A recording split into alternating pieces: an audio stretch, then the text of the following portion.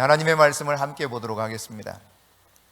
오늘 하나님께서 우리에게 주시는 말씀은 다니엘서 4장 1절부터 37절입니다. 다니엘서 4장 1절부터 37절입니다.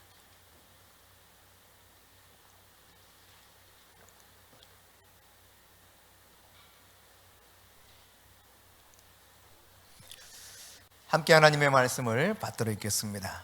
느부갓네살 왕은 천하에 거주하는 모든 백성들과 나라들과 각 언어를 말하는 자들에게 조서를 내리노라. 원하노니 너에게 큰 평강이 있을지어다. 지극히 높으신 하나님이 내게 행하신 이적과 놀라운 일을 내가 알게 하기를 즐겨하노라. 참으로 크도다 그의 이적이요 참으로 능하도다 그의 놀라운 일이요 그의 나라는 영원한 나라요 그의 통치는 대대에 이르리로다.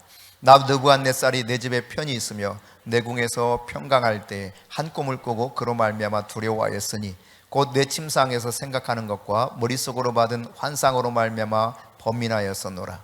이러므로 내가 명령을 내려 바벨론의 모든 지혜자들을 내 앞으로 불러다가 그 꿈의 해석을 내게 알게 하라 하였더라. 그때에 박수와 술객과 갈대아 술사와 점쟁이가 들어왔으므로 내가 그 꿈을 그들에게 말하였으나 그들이 그 해석을 내게 알려주지 못하였느니라. 그 후에 다니엘이 내 앞에 들어왔으니 그는 내 신의 이름을 따라 벨드사살이라 이름한 자요 그의 안에는 거룩한 신들의 영이 있는 자라. 내가 그에게 꿈을 말하여 이르되 박수장 벨드사살아 내 안에는 거룩한 신들의 영이 있은즉 어떤 은밀한 것이라도 내게는 어려울 것이 없는 줄을 내가 아노니 내 꿈에 본 환상의 해석을 내게 말하라.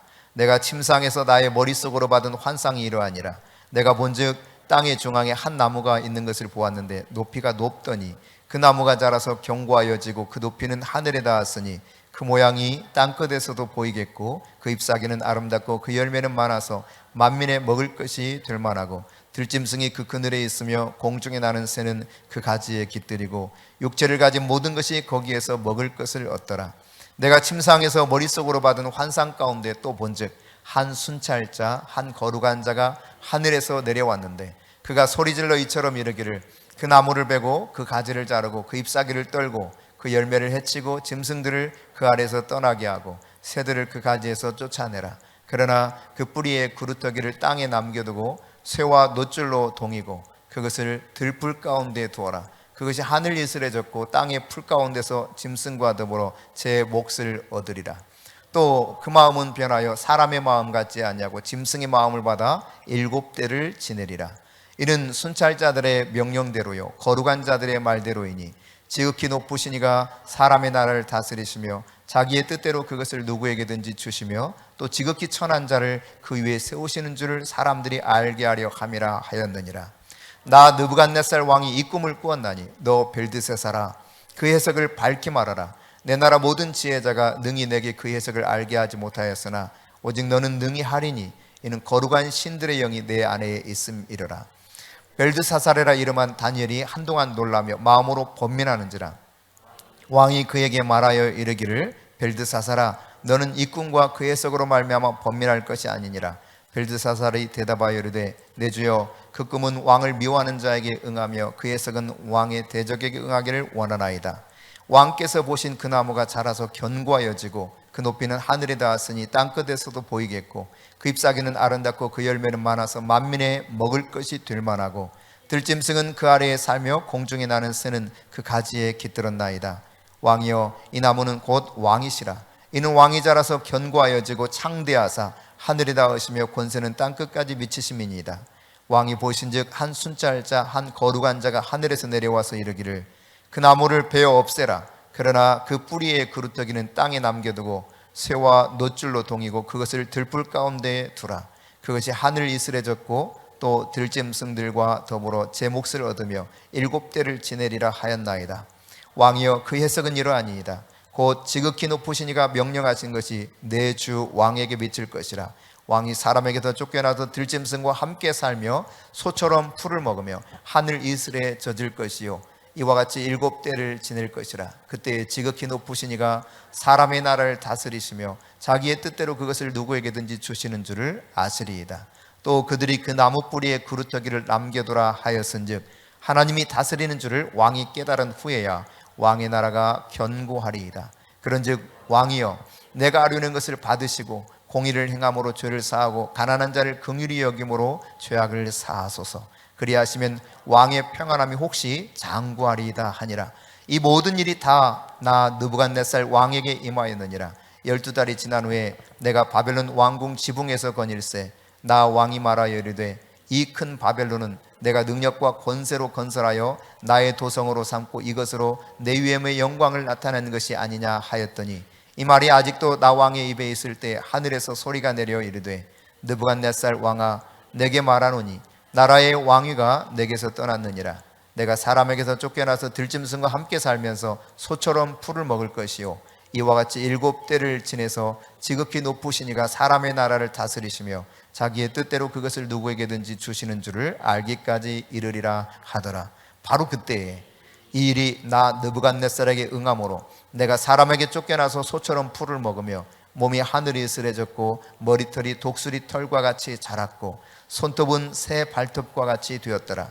그 기한이 참에 나 느부갓네살이 하늘을 우러러 보았더니 내 총명이 다시 내게로 돌아온지라.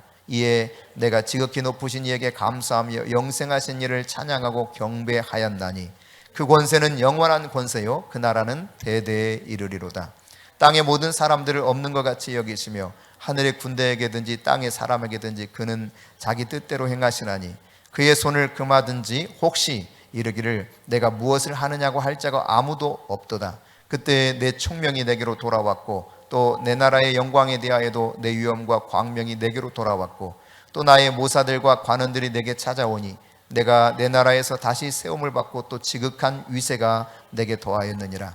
그러므로 지금 나 느부갓네살은 하늘의 왕을 찬양하며 칭송하며 경배하노니 그의 일이 다 진실하고 그의 행하심이 의로우심으로 교만하게 행하는 자를 그가 능히 낮추심이라. 아멘. 네, 오늘 우리가 읽은 이 본문의 말씀은 느부갓네살이 자기의 제국하에 있는 모든 백성들에게 조서를 내린 그 글입니다. 어떤 일들이 그동안 있었는지, 그리고 이 일을 통해서 무엇을 하나님께서 말씀하시고자 하시는지, 이것을 위해서 조서를 내려서 온 백성이 다 알게 했는데, 2절에 보면은 지극히 높으신 하나님의 역사가 과연 어떠한가, 이것을 알리기 위해서 조서를 썼다는 거예요. 그러니까 여러분, 그 포고문 같은 왕이 내리는 그 말하자면 이런 포고문인데, 하나님이 어떤 분인가 이거를 알리고 싶어서 제국 내에 있는 온 백성에게 이 글을 썼다. 그러면서 이 느부갓네살이 자기가 경험한 하나님에 대한 이야기를 하고 있는 겁니다. 한마디로 말하면 느부갓네살의 간증이에요. 간증. 내가 경험한 하나님 신앙 체험, 이것을 내가 온 백성들이 다 알게 하겠다라고 하는 것이죠. 과거에도 2차례 하나님을 경험한 바가 있습니다. 첫 번째, 그 꿈을 꾸었을 때죠. 그 꿈이 너무 희한해서 그 꿈의 내용도 말하지 않냐고 모든 지혜자들 다 모았습니다. 그리고 그 꿈을 알고 그 꿈을 해석해내라. 아무도 하지 못했죠. 모든 사람을 이 지혜자들 다 죽이라 명령했고, 다행스럽게도 하나님께서 다니엘을 통하여 그 꿈 내용을 말씀하셨고 그 꿈을 해석하게 하셨습니다. 그래서 하나님의 이름이 높아졌고 그 하나님께 그가 경배했던 일이 있었죠. 그러다가 이제 우리가 지지난주와 지난주 살펴봤던 것처럼 두라평지에 커다란 금신상을 세웠습니다. 그 금신상 앞에서 악기가 연주될 때 모든 이들이 다 엎드려 절하게 만들었습니다. 그런데요, 다니엘의 세 친구였던 사드락, 메삭, 아벳느고, 이들이 엎드려 경배하지 않았고 이로 말미암아 지극히 뜨거운 풀무불, 평소보다도 7배 뜨거운 풀무불에 들어가는 처형을 당하게 되었죠. 그러나 여러분, 그들을 던졌던 용사들은 타 죽었는데 그들은 멀쩡하게 그 불 속을 거닐고 있었고 그들을 빨리 나오게 했던 일이 있었습니다. 그 일을 통해 사드락과 메삭과 아벳느고의 하나님을 찬송했을 뿐만 아니라 온 백성이 다시 명령을 내렸죠. 명령을 내리되 만일 너희들이 사드락, 메삭, 아벳느고의 하나님을 경솔하게 대하거든 내가 너희들의 몸을 쪼개 죽일 거다. 뿐만 아니라 너희들의 집안을 완전히 거름더미로 만들어버릴 것이다 라고 하는 조서를 내린 바가 있습니다. 그러니까 앞서 하나님을 경험했던 일 이후에 약 15년이 지나서 사드락 메삭 아벳느고를 풀무불 가운데서 건져내신 하나님을 경험한 바가 있어요. 자, 그 이후에 오늘의 본문은 그 후로 약 20년이 지난 때입니다. 20년이 지난 때에 이따 또 다시 꿈을 꿨는데 이 꿈이 말이죠, 너무 희한한 거예요. 여러분, 하나님께서는 종종 이처럼 꿈을 통해 말씀하십니다. 왜 하나님은 특별히 이 꿈을 통해서 하나님께서 말씀하실 때가 있는가 하면 욥기 33장 함께 보겠습니다. 33장 14절부터 18절입니다. 같이 읽어볼까요? 하나님은 한 번 말씀하시고 다시 말씀하시되 사람은 관심이 없도다. 사람이 침상에서 졸며 깊이 잠들 때나 꿈에나 밤에 환상을 볼 때 그가 사람의 귀를 여시고 경고로서 두렵게 하시니 이는 사람에게 그의 행실을 버리게 하려 하심이며 사람의 교만을 막으려 하심이라. 그는 사람의 혼을 구덩이에 빠지지 않게 하시며 그 생명을 칼에 맞아 멸망하지 않게 하시느니라. 그렇습니다, 여러분. 하나님께서 꿈을 통해서 경고하시는 거예요. 그 교만한 자리에서 돌이키라는 거죠. 멸망에 이르지 않도록 하기 위해서 하나님은 이와 같이 꿈을 통해 말씀하시는 것입니다. 그 하나님을 이 느부갓네살이 경험한 거예요. 그 꿈대로 그대로 이루어진 것을. 어떤 하나님을 알리기 위해서 조서를 내렸습니까? 먼저 하나님께서 행하신 이적, 그 놀라운 일이 어떤 것인가 자기가 경험한 그 내용을 하나하나 낱낱이 알리기 위해 이 조서를 내렸습니다. 조금 전까지만 해도 느부갓네살은 내 나라, 내가 최고인 줄 알았고 이 내 나라는 영원한 권세를 누릴 것 같은 그런 생각 속에 사로잡혀 있었습니다. 감히 바벨론과 또 바벨론을 다스리는 느부갓네살 누가 견딜 수 있으리요? 이런 마음을 가졌던 것이죠. 그렇지만 결국 이 바벨론과 느부갓네살은 영원한 하나님의 나라에 비교조차 할 수 없다는 사실을 꿈이 이루어진 현실을 통해서 철저하게 깨달았던 겁니다. 이 사실을 알리기 원했어요. 그뿐만 아니라 이 경험을 모든 일이 다 알게 하기 위해서 이 조서를 일일이 기록했다는 거예요. 오늘 우리가 읽었던 내용은 느부갓네살 왕이 조서를 다 기록해서 전국에 다 보낸 그 내용입니다. 여러분, 느부갓네살이 이상한 꿈, 이 꿈을 꾼 시기가 언제입니까? 짐작하게 하고 있는 것이 4절에 보면 이때가 언제이겠다 싶은 그런 소스를 제공해 주고 있죠. 4절 말씀 같이 보면 나 느부갓네살이 내 집에 편히 있으며 내 궁에 평강할 때라고 기록합니다. 꿈을 꿀 때가 바로 이때였어요. 근데 바벨론 문학에서는 평강할 때라고 하는 이 표현을 쓸 때 어느 때 쓰냐면 사방에 있는 모든 적들을 다 제압하고 그래서 왕국이 아주 안정적일 때 그때 쓰는 표현이에요. 그러니까 지금 바벨론의 느부갓네살이 동서남북 모든 나라와 왕국들을 철저히 다 제압을 해서 커다란 제국을 이루고 이제는 평강한 이때, 바로 그때라는 이야기죠. 이때는 대략 느부갓네살 60대 중반쯤으로 보고 있습니다. 그는 20대부터요 전쟁에 능한 사람이었습니다. 전쟁하면 가는 곳곳마다 엄청난 승리를 거뒀던 사람이에요. 마침내 60대의 최고의 정점에 오른 것입니다. 여러분, 이 평강하다라고 하는 이 사건, 평강하다라고 하는 이 일이 있을 때, 이때 이 바벨론 제국이라고 하는 것은 어마어마했어요.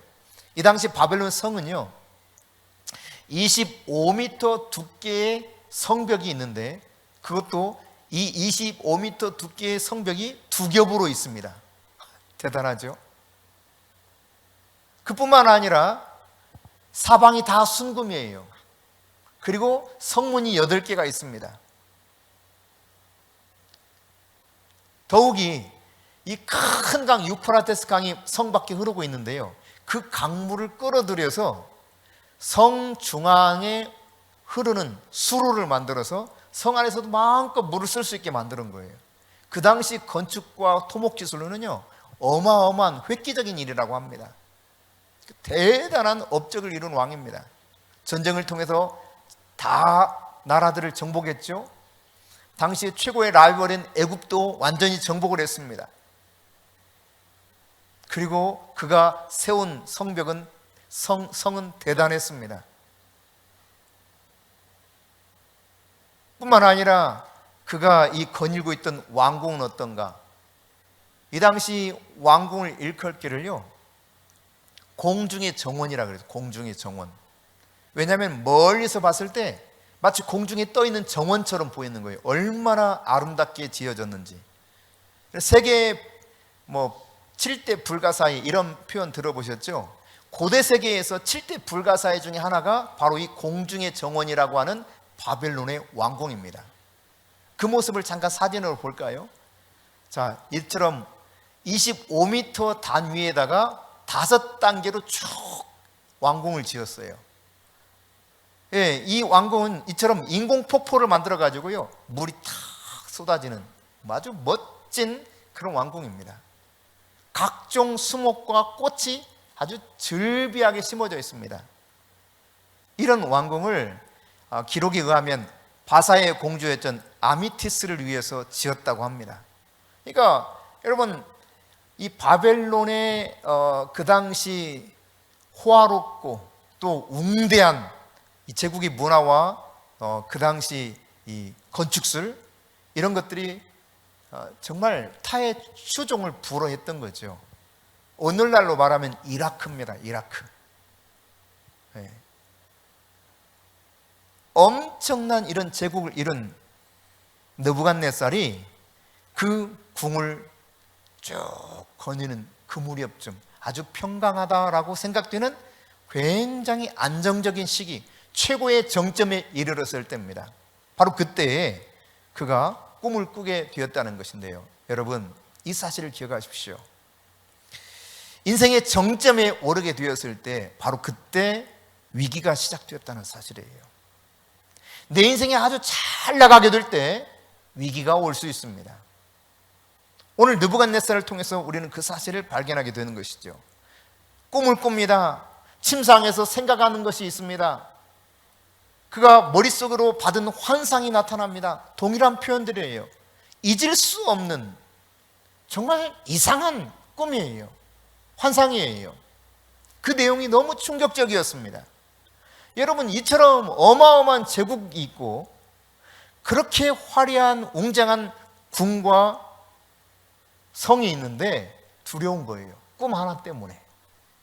인간이 이런 겁니다, 여러분. 중국 청나라 시절에 자금성, 여러분 자금성 구경 가신 분 아실 거예요. 그 규모가 얼마나인지. 저는 그냥 사진에서만 봤는데요, 이 어마어마한 자금성에서 지내는 황제가 말이죠, 너무 두려워. 잠을 제대로 잘 수가 없어. 똑같은 이 집을 만들어 놓고 하루는 이곳에서 하루는 이곳에서 옮겨 다니면서 잠을 자요. 왜? 자객이 침범해서 죽일까 봐 두려워가지고. 똑같은 집이 자궁성이 많다는 거예요. 수도 없이. 어디서 오늘 잘지를 모른다는 겁니다. 그것도 불안해서 어떻게 했는가? 야, 도저히 안 되겠다. 이 궁 안에 있는 모든 나무를 다 베어라 해가지고 나무를 싹 베어내버려요. 인간의 공포라는 것이 이런 거예요. 어마어마한 제국의 왕이 황제일지라도 자그마한 한 가지 사실 때문에 두려움에 떨고 사는 것이 인간입니다. 역사의 주관자 하나님이 내 안에 계시지 않으면 이런 자그마한 변화에도요, 어마어마한 두려움 속에 공포에 질리며 살 수 있다는 사실을 알아야 돼요. 조선 왕들도요, 매일 오후 3시가 되면 왕이 친히 신하들을 불러가지고, 자기 시위대 부하들을 불러가지고 암구호라고 그러죠. 군대에 가면 필승 그러면 뭐라고 할까요? 전차 필승 이런 암구호를 준다고 하면 매일매일 왕이 직접 암구호를 내렸다고 전해져 내려오고 있습니다. 그러니까 이게 참 왕으로 사는 것이 꽤 불편했던 모양이에요. 언제 반역을 일으켜서 자기가 목숨이 끊어질지 모르는 그 두려움. 여러분, 역사의 주인, 이 세상을 다스리시는 그 하나님이 내 중심에 없으면 늘 두려워요. 이 코로나 바이러스 보세요. 사람들 왜 그렇게 두려워합니까? 하나님이 그 중심 안에 진짜 없기 때문이에요. 그런데도 여러분, 다 밥 먹고 살려고 직장은 갑니다. 지하철 탑니다. 버스 탑니다. 그런데 예배는 못 드리겠대. 얼마나 인간이 자기 중심적이고 또 두려움 속에 사로잡혀 있는지를 알 수 있는 대목이죠. 여러분, 오늘 6절과 7절에 보면은 이 꿈을 꾸고 난 다음에 이 바벨론의 모든 지혜자들을 느부갓네살왕이 다 불렀습니다. 그리고 그 꿈의 내용을 이야기합니다. 그런 다음에 야, 너희들 해석해봐라 그럽니다. 아무도 이 꿈의 내용을 해석하지 못했습니다. 그러자 견딜 수가 없는 거죠. 이 꿈을 해석해야 되겠는데, 잊을 수가 없는 이 두려운 꿈, 도대체 무슨 의미인지 알아야 되겠는데 알 수가 없으니까 나중에 최후에 다니엘을 불렀습니다. 다니엘. 그래서 다니엘에게 이제 이 꿈의 내용을 쭉 이야기하고 해석을 부탁합니다. 그게 8절과 9절에 나타나 있어요. 자, 8절 9절 같이 읽습니다. 그 후에 다니엘이 내 앞에 들어왔으니 그는 내 신의 이름을 따라 벨드사사라의 이름한 자요, 그의 안에는 거룩한 신들의 영이 있는 자라. 내가 그에게 꿈을 말하여 이르되 박수장 벨드사사라, 내 안에 거룩한 신들의 영이 있은즉 어떤 은밀한 것이라도 내게는 어려울 것이 없는 줄을 내가 아노니 내 꿈에 본 환상의 해석을 내게 말하라. 여러분, 꿈의 해석을 말하라고 표현하면서 이 다니엘을 일컬어 부를 때 뭐라고 말합니까? 거룩한 신들의 영이 있는 존재라는 거예요. 이 말을 다르게 표현하면 살아계신 성령님이 계시는 너 아니냐, 이런 말입니다. 제국의 왕이 다니엘을 이처럼 인정하고 있어요. 너는 거룩한 신들의 영이 있는 사람이다. 그러니 너에게는 모를 것이 없다. 너는 아무도 이것을 해석하지 못한다 할지라도 너만은 이것을 해석할 수 있다. 왜? 네 안에 계신 하나님이 이것을 능히 알 수 있기 때문이라는 거죠. 여러분, 바로 왕이 꿈을 꿨습니다. 이 꿈이 너무도 희한해서 그 당시 바로 왕궁에 있던 모든 지혜자들 다 불러서 이 꿈을 해석하게 했는데 아무도 해석 못하죠.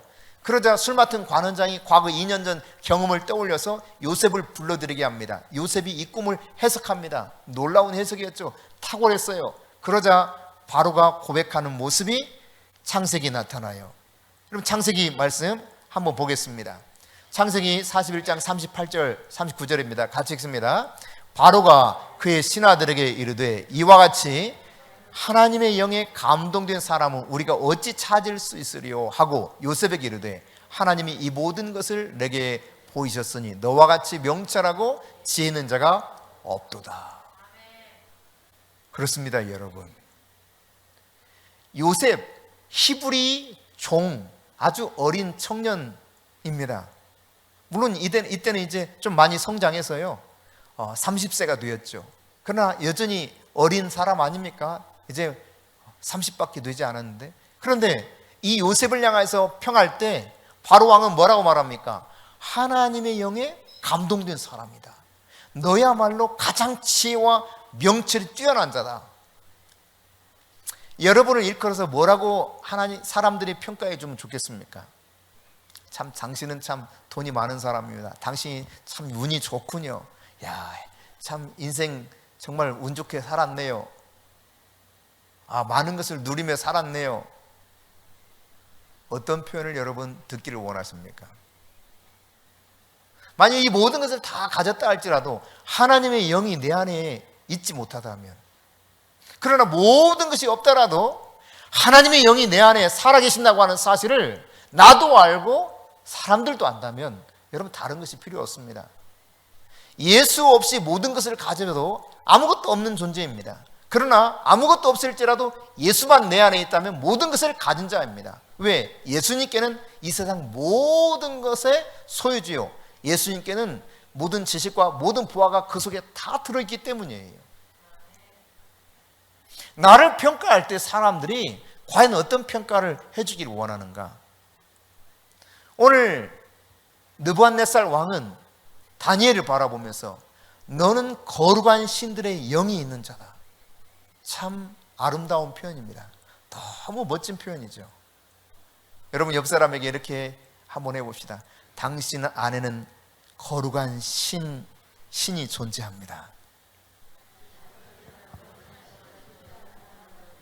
거룩한 신이 존재하는 하나님의 사람들 확신하십니까?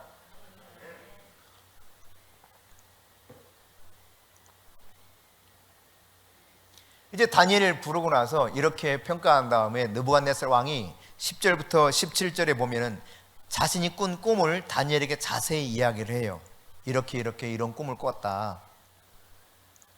그리고 나서 20절부터 23절에 보면 다니엘이 다시 이 왕의 꿈에 대해서 반복해서 설명을 합니다. 왕이 꾸신 꿈은 이거죠 라고 이야기하는 장면이 이제 20절부터 23절에 나타나요. 그리고 난 다음 24절에 보면 이 꿈을 왜 꾸었는지에 대해서 이야기하고 있어요. 24절입니다. 자, 같이 읽습니다. 왕이여, 그 해석은 이러하니이다. 곧 지극히 높으신 이가 명령하신 것이 내 주 왕에게 미칠 것이라. 자, 이 꿈은 하나님의 명령이라는 거예요. 지극히 높으신 하나님의 명령, 그리고 이것은 반드시 왕에게 일어날 일입니다 라고 하는 것을 먼저 이야기하고 있습니다. 그런 다음 이제 25절, 26절에 보면은 느부갓네살 왕의 꿈에 대해서 요셉이 구체적으로 해석하지요.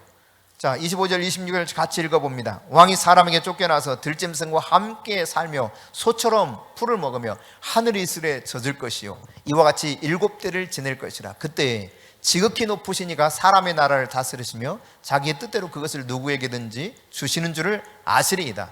또 그들이 그 나무 뿌리에 구루터기를 남겨두라 하였은즉 하나님이 다스리는 줄을 왕이 깨달은 후에야 왕의 나라가 견고하리이다.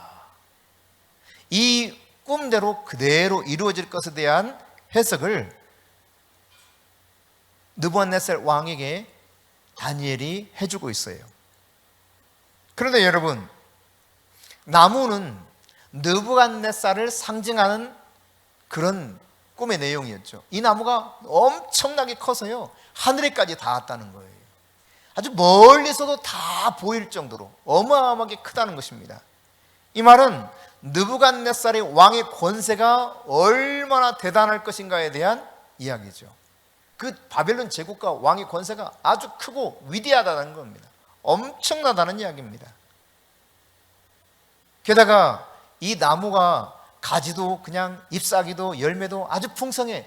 그래서 새들도 짐승들도 사람들도 모든 육체를 가진 어떠한 것이라도 거기에서 풍요롭게 다 먹고 마실 수 있다는 거예요.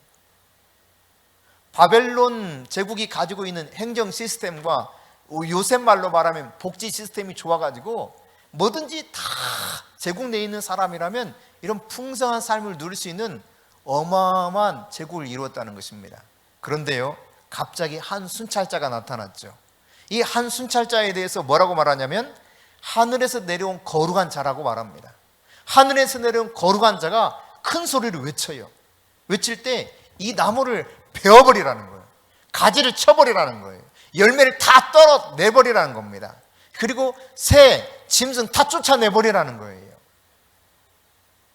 이 말은 무슨 말이냐면 한순간 왕의 권위가 무너지게 된다는 이야기입니다. 왕이 몰락하게 된다는 거예요. 왕으로부터 그동안 도움을 입었던 모든 사람들도 다 어렵게 되고 사람들도 다 왕으로부터 떠나게 되는 이런 일이 벌어질 것에 대해서 이야기하고 있죠. 그뿐만 아니라 구루터기 하나는 남겨두라고 그랬어요. 구루터기 하나를 남겨두는데 쇠와 놋줄로 꽁꽁 동이라는 거예요.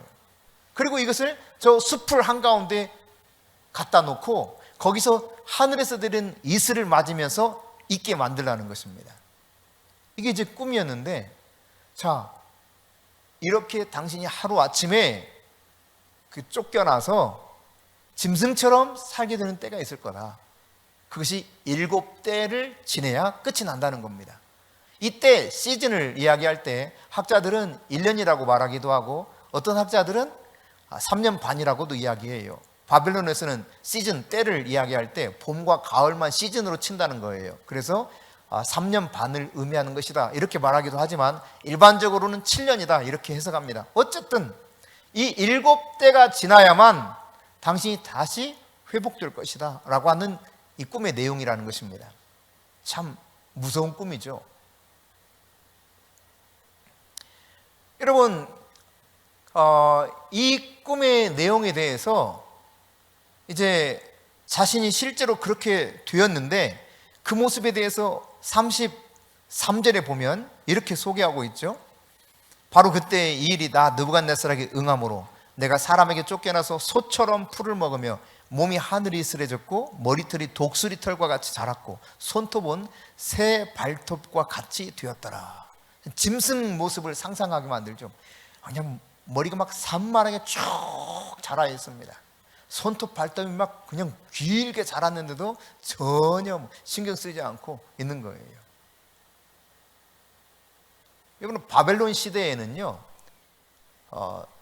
쇠와 놋줄로 동여서 수풀에 가져다 놓는 이런 상황들은 어느 때 그러느냐?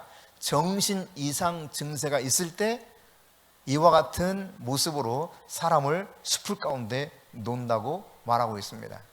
이게 떠올려 보면요, 과거 저 어렸을 때도 미친 사람들이, 광기 어린 미친 사람들이 있었거든요. 정말 무서울 정도로 머리가 막 산발에, 남자도 막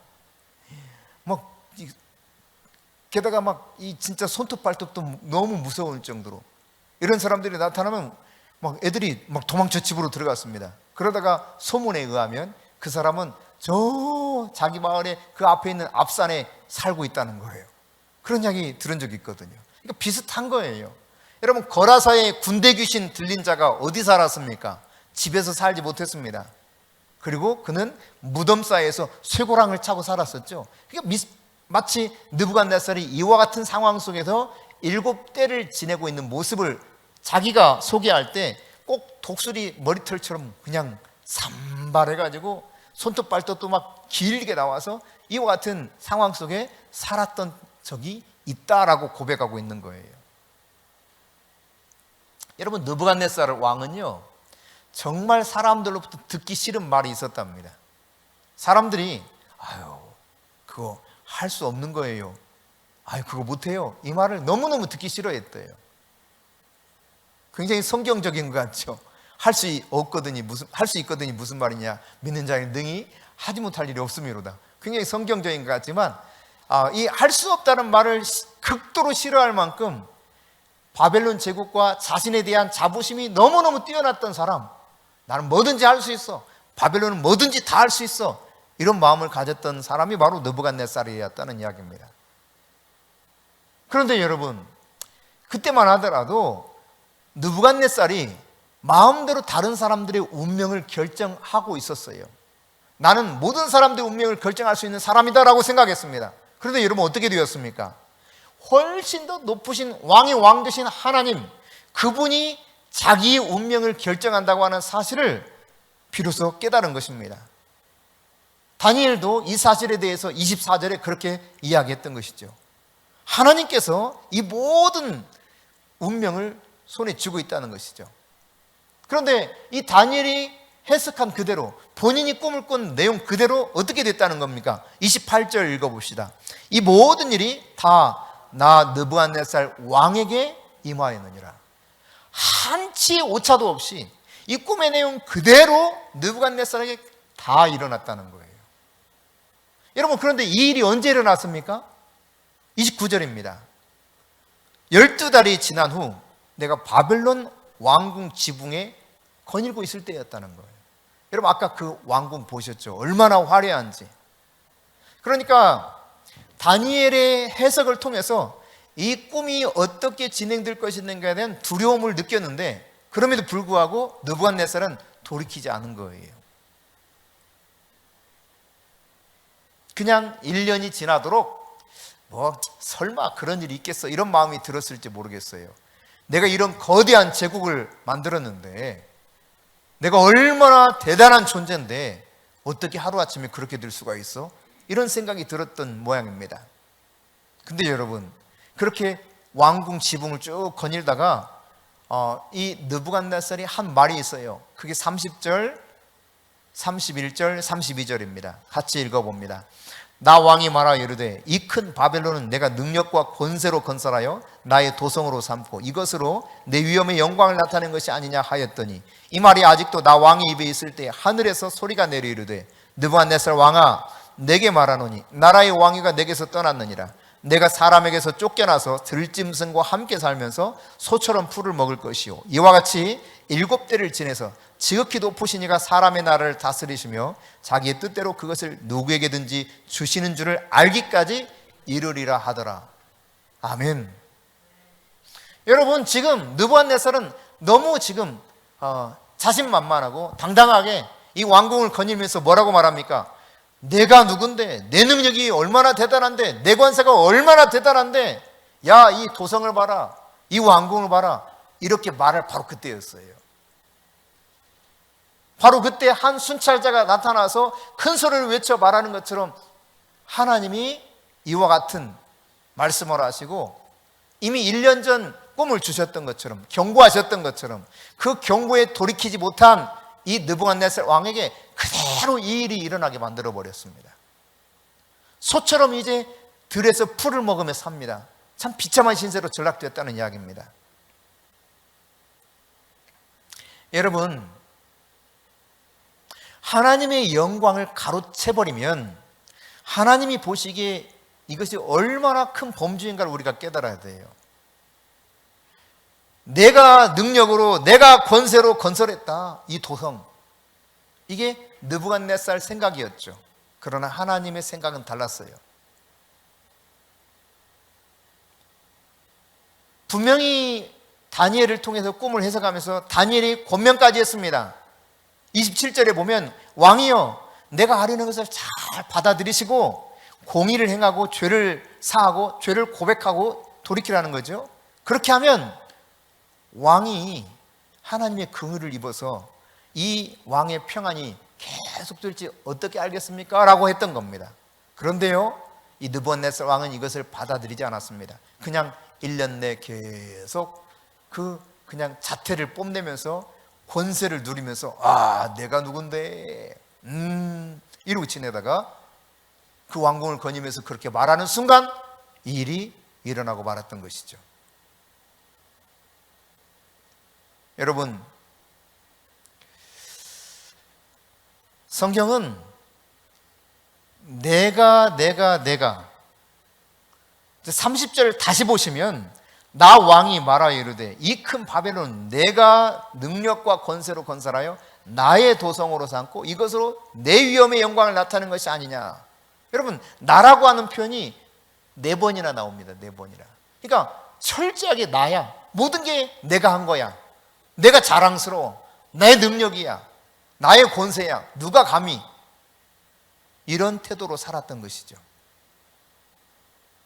그렇지만 여러분이 우리가 알아야 될 사실은 내가 해서 되는 일이 아무것도 없다는 사실을 알아야 돼요. 자, 신명기 8장 17절 18절입니다. 신명기 8장 17절 18절 함께 읽습니다.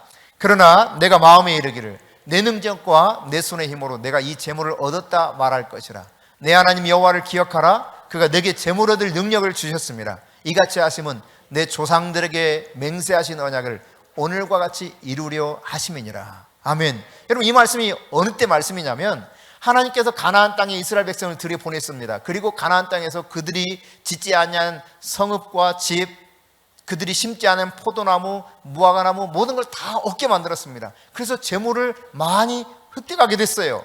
근데 그들은 그들이 한 것으로 생각하고 있더란 말이에요. 그래서 하나님 말씀하시는 거예요. 야, 너희들이 그렇게 됐다고? 내가 너희들에게 재물 얻을 능력을 주어서 그렇게 된 거야. 이 말씀하고 계시는 거예요. 우리가 내가 노력해서 이만큼 됐다고 생각해요. 내가 능력을 키워서 내가 이만큼 키워나갔다고 생각을 합니다. 마치 느부갓네살처럼 말이죠.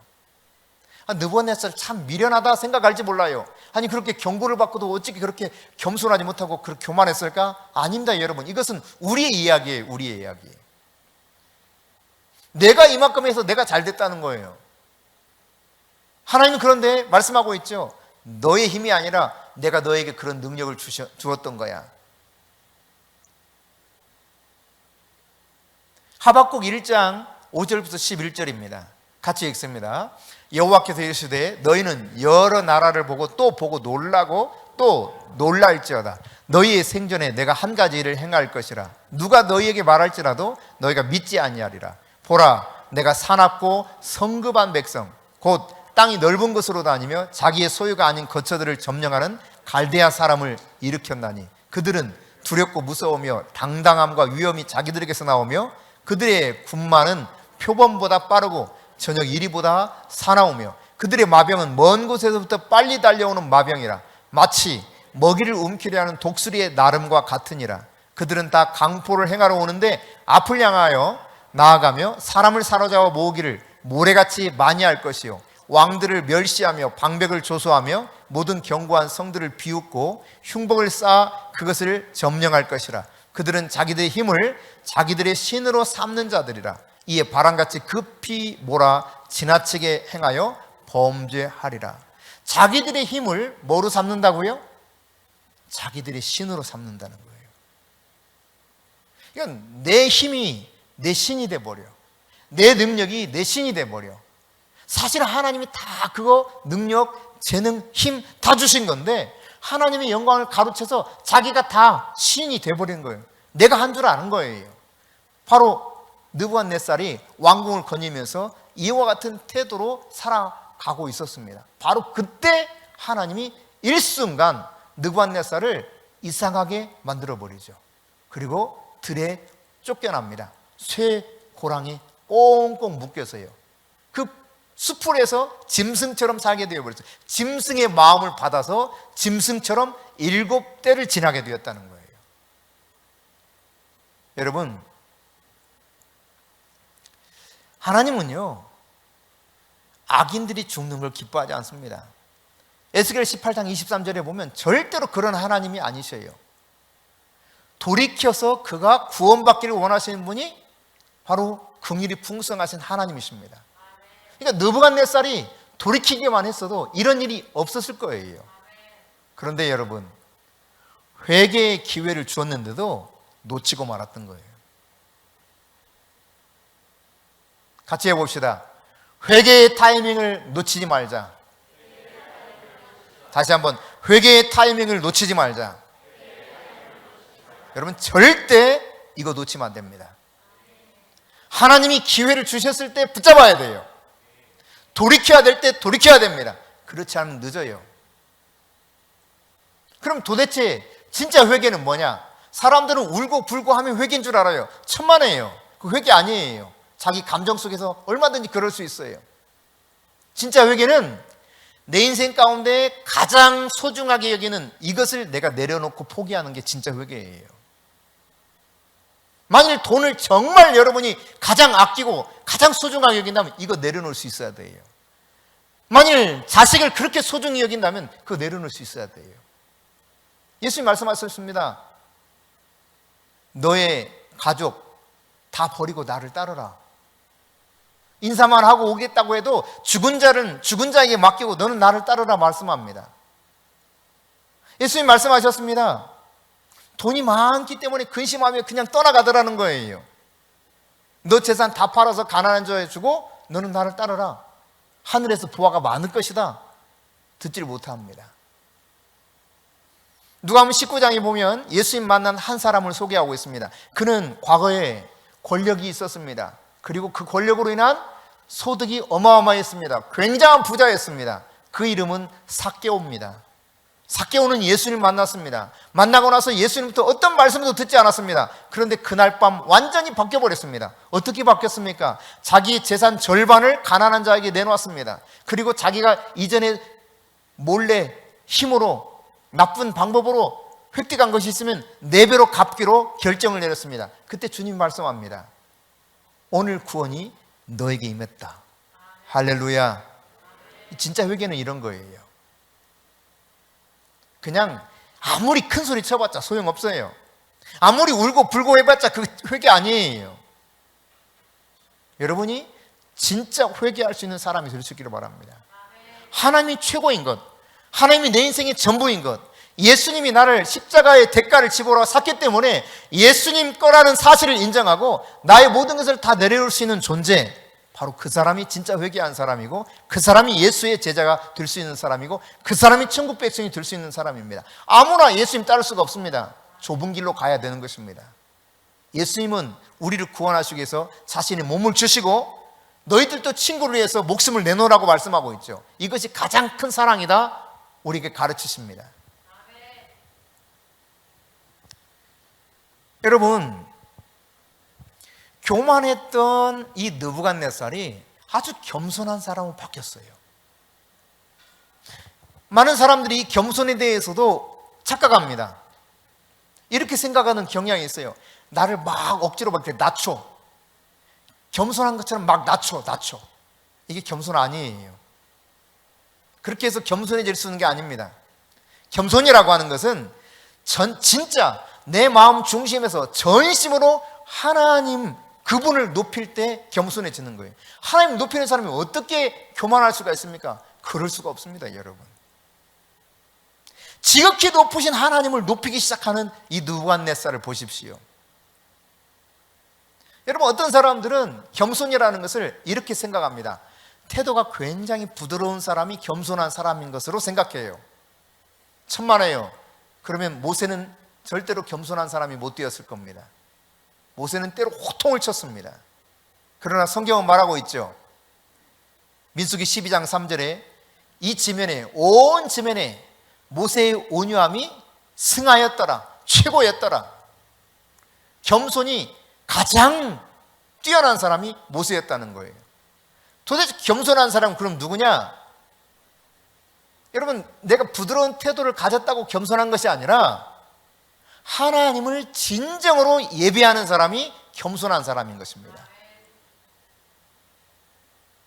전심으로 하나님을 예배할 수 있는 사람, 예배에 목숨을 걸 줄 아는 사람, 내 인생의 예배만큼 포기할 수 없는 사람, 그리고 그 경배, 그 찬송을 통하여 하나님께 영광 돌리기 원하는 사람. 여러분, 그래서 34절과 37절 보십시다. 자, 34절입니다. 시작. 그 기한이 참에 나 느부갓네살이 하늘을 우러러보았더니 내 총명이 다시 내게로 돌아온지라. 이에 내가 지극히 높으신 이에게 감사하며 영생하시는 이를 찬양하고 경배하였나니 그 권세는 영원한 권세요 그 나라는 대대에 이르리로다. 37절. 그러므로 지금 나 느부갓네살은 하늘의 왕을 찬양하며 칭송하며 경배하노니 그의 일이 다 진실하고 그 행하심이 의로우심으로 교만하게 행하는 자를 그가 능히 낮추심이라. 할렐루야. 여러분, 하나님을 전심으로 찬양하고 경배했어요. 이것을 반복해서 표현하고 있죠. 하나님을 찬송하고 경배했다는 것입니다. 하나님을 칭송하며 경배했다는 거예요. 그가 진정 겸손한 사람인 것입니다. 바벨론 연대기라는 기록이 있습니다. 그런가 하면 왕들의 원정기라고 하는 바벨론의 기록 문서가 있어요. 이 문서들을 보면요, 시리아 지방 그리고 이제 가나안 일대를 여러 나라, 여러 왕국을 이 느부갓네살이 쭉 정복해 가면서 얼마나 자신이 아주 용감무쌍했는가, 대단했는가, 이 전쟁이 얼마나 정말 자기가 철저하게 짓밟아서 완전 무결하게 완전한 승리를 거두었는가, 이런 내용들이 가득 차 있는데요, 이 기록들에는 이런 내용도 있습니다. 같이 읽어볼까요? 죽인 사람의 피가 강산을 적시고 바다를 이루었다. 그러니까 얼마나 많은 사람들의 목숨이 이 전쟁을 통해서 사라졌는가를 짐작하게 하고 있죠. 그러니까 이 자기가 정복한 것에 대한 자부심이 대단했던 왕이 느부갓네살이었어요. 여러분, 이게 과거의 자랑거리였다 이 말입니다. 혹시 여러분은 지금까지 무엇이 여러분 인생의 가장 큰 자랑거리입니까? 한번 잘 생각해 보세요. 나는 뭘 자랑하면서 살았나? 내 인생의 최고의 자랑거리는 뭐였나? 성경은 무엇을 자랑하며 살아야 되는가 우리에게 분명히 가르쳐주고 있습니다. 예레미야서 9장 23절 24절입니다. 같이 읽습니다. 여호와께서 이와 같이 말씀하시되 지혜로운 자는 그의 지혜를 자랑하지 말라. 용사는 그의 용맹을 자랑하지 말라. 부자는 그의 부함을 자랑하지 말라. 자랑하는 자는 이것으로 자랑할지니 곧 명철하여 나를 아는 것과 나 여호와는 사랑과 정의와 공의를 땅에 행하는 자인 줄 깨닫는 것이라. 나는 이 일을 기뻐하노라. 여호와의 말씀이니라. 자, 보세요. 말씀을 잘 보세요. 지혜를 자랑하지 말래요. 용맹도 자랑하지 말래. 부자가 아주 큰 부자다고 자랑거리 하나도 안 된다는 거예요. 다만 너희들이 진짜 자랑해야 될 게 뭐냐? 첫째, 뭘 자랑하라? 여호와 하나님, 그분이 어떤 분인가 아는 것을 자랑하는 거예요. 아, 하나님 이런 분이야. 이거 자랑하라는 거, 자랑. 여러분이 진짜 자랑거리가 이것이 돼야 돼요. 또 뭘 하나 더 자랑하라고 합니까? 아, 하나님이 이렇게 행하시는 걸 내가 깨달았어. 이걸 자랑하라는 거예요. 그분은 공의로 세상을 다스리세요. 그분이 어떻게 이 세상을 통치하시는가 이것을 깨닫고, 아, 하나님이 이렇게 하시는구나, 이것을 자랑하라. 여러분, 지금까지 뭘 자랑하고 살았어요? 하나님 아는 거 자랑했습니까? 하나님이 어떻게 행하시는가 깨달은 거 자랑했습니까? 대부분 아니었죠. 내 인생에 굉장히 자랑할 만한, 인간에게 좀 견주어서 조금 괜찮은 거, 이거 자랑하고 싶었죠. 그게 인간 아닙니까, 여러분? 느부갓네살이 그랬단 말이에요. 그러나 한순간 소처럼 풀을 뜯어먹고 사는 존재가 되어버리고 말았다는 사실이에요. 오늘 이 느부갓네살이 7대를 그렇게 짐승처럼 살면서 숲을 가운데서 풀을 먹으며 살았던 그 기간 동안 그는 깨달았습니다. 영적인 깨달음이 왔어요. 그 깨달음에 대해서 조서를 기록해가지고 자세하게 지금 전 제국의 모든 사람에게 알리고 있습니다. 그 깨달음 4가지가 있습니다. 첫째, 자 34절 봅니다. 같이 읽습니다. 그 기한이 참에 나 느부갓네살이 하늘을 우러러 보았더니 내 총명이 다시 내게로 돌아온지라. 이에 내가 지극히 높으신 이에게 감사하며 영생하시는 이를 찬양하고 경배하였나니 그 권세는 영원한 권세요 그 나라는 대대 이르리로다. 아멘. 지극히 높으신 하나님께서 이 세상 사람의 나라를 다스리고 계시는구나. 내가 다스리는 줄 알았는데 아니더라는 거예요. 근데 언제 여러분 이것을 깨달았습니까? 36절에 보면 그때라고 표현하고 있는데, 이 그때는 언제냐면 바로 34절에 기한이 찼을 때인데, 이 기한이 찼다고 하는 것이 어느 시기와 딱 맞물리고 있냐면 느부갓네살이 하늘을 우러러 봤을 때예요. 이 말은 무슨 말일까요? 마침내 하나님 앞에 기도하며 돌이켰을 때라는 이야기입니다. 그때 지극히 높으신 하나님이 야, 이 세상 나라 다스리고 계시는구나, 이거 알게 된 거예요. 이 영적 깨달음이 온 겁니다. 지금 권세를 잡은 자들은 자기가 최고의 권세를 가진 통치자인 줄 착각하고 사는 사람이 이 세상 권세자들 중에 얼마나 많은지 몰라. 하나님이 세우시기도 하시고 내리시기도 하시는 것입니다. 이걸 깨닫지 못하는 거예요. 느부갓네살도 그렇게 살았다가 하늘을 우러러보면서 하나님께 다시 자기의 모습을 돌아보는 가운데 하나님께 자기 인생을 순복하고 기도할 때 비로소 깨달아지기 시작했어요. 그런가 하면 35절입니다. 같이 읽습니다. 땅의 모든 사람들을 없는 것 같이 여기시며 하늘의 군대에게든지 땅의 사람에게든지 그는 자기 뜻대로 행하시나니 그의 손을 금하든지 혹시 이르기를 내가 무엇을 하느냐고 할 자가 아무도 없도다.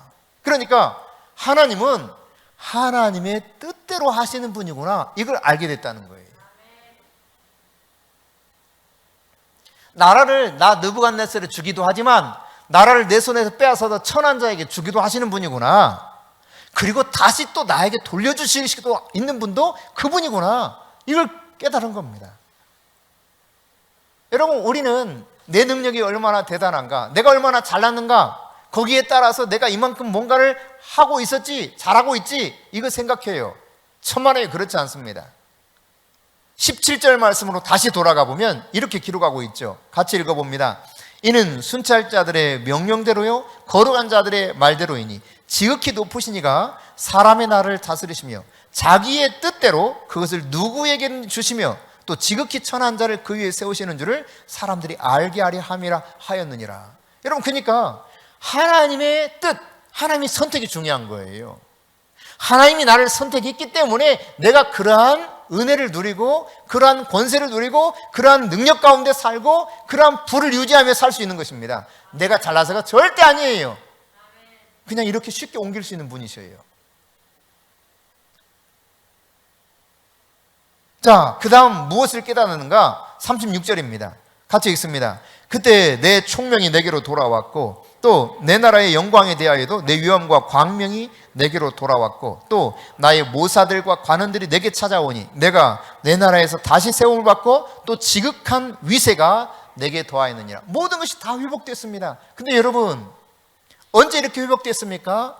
그때는 언제라고 그랬어요? 하늘을 우러러봤을 때. 다시 말하면 회개하면 하나님께서 다시 영광을 회복시켜 주시는구나, 이 사실을 깨달았던 거예요. 할렐루야. 그렇기 때문에 이 회개의 타이밍을 절대로 놓쳐서는 안 돼요. 미리 앞서 회개의 타이밍을 붙잡았다면 이런 지경까지 내려가지 않고 그 7대를 지나지 않았어도 될 뻔했던 겁니다. 34절 상반절 봅니다. 34절 상반절. 자, 거기 보면 그 기한이 참에 나 느부갓네살이 하늘을 우러러 보았더니 내 총명이 다시 내게로 돌아온지라. 그렇습니다, 여러분. 하늘을 바라보십시오. 주님을 바라보십시오. 하나님이 잃어버렸던 것, 설령 그것이 징계 때문에 나에게서 다 떠나갔다 할지라도 돌아올게 될 것입니다. 이 사실을 믿으십시오. 느부갓네살을 회복시켜 주신 분이라면 어찌 예수 그리스도의 피값으로 구속한 하나님의 은혜의 사람들, 주님이 그 생명 바쳐 건지신 그 하나님의 백성들에게 은혜를 베풀지 않겠습니까? 마지막으로 37절입니다. 같이 읽습니다. 그러므로 지금 나 느부갓네살은 하늘의 왕을 찬양하며 칭송하며 경배하노니 그의 일이 다 진실하고 그 행하심이 의로우심으로 교만하게 행하는 자를 그가 능히 낮추심이라. 아멘. 교만한 자를 낮추시는 분, 진실하고 의롭게 행하시는 하나님이라는 사실을 깨달았어요. 그렇습니다. 주님은 겸손한 자를 높이십니다. 주님은 우리에게 또한 회개의 기회를 주십니다. 주님은 때로 경고하십니다. 그때마다 우리가 주님으로부터 받은 말씀들을 경솔하게 대하지 아니하고, 오늘 또 선포되어진 말씀이 내 안에 어떤 울림으로 왔든 그 울림을 붙잡고 하나님, 내가 이제라도 돌이켜서 주님께로 나아가겠습니다. 주님을 인정하며 주님을 아는 것이 내 최고의 기쁨이며 자랑인 줄 알고 살겠습니다. 이와 같이 고백하며 살아가게 될 때 하나님께서 우리에게 놀라운 은총을 베푸실 줄 믿습니다.